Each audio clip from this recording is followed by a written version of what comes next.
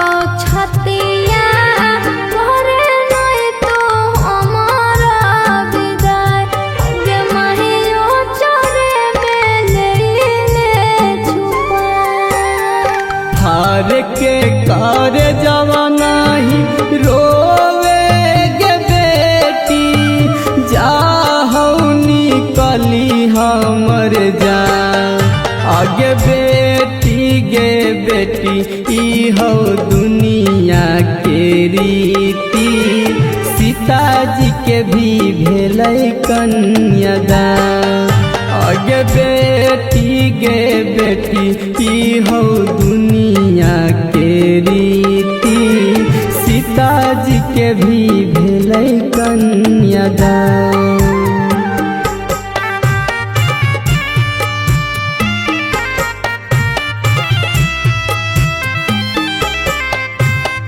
Music by आशीष श्रीवास्तव।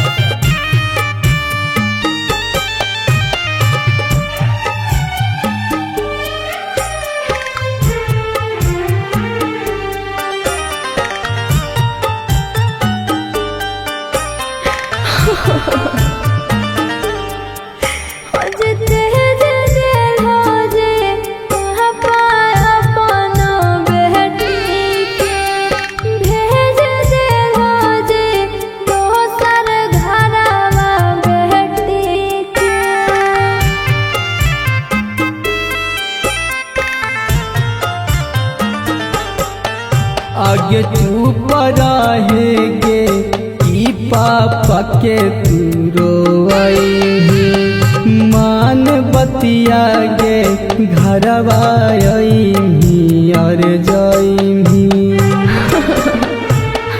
चार लोग लो ढोला बाजा के साथ जुटा लो घर भर में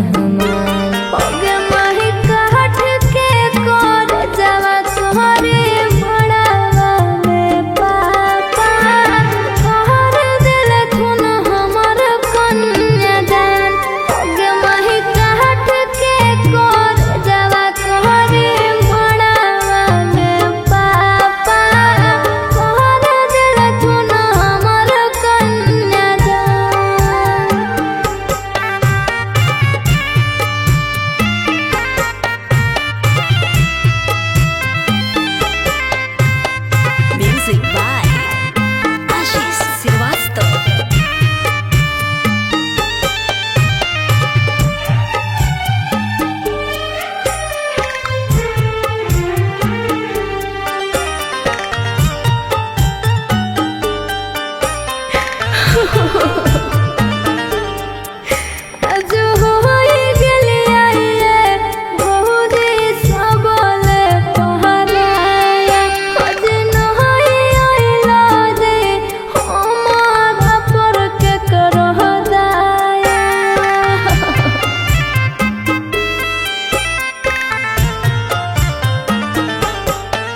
आगे मत काने गे बहिनी भैया मेली बात के राह देवौना तोरा नजर से हाथ के।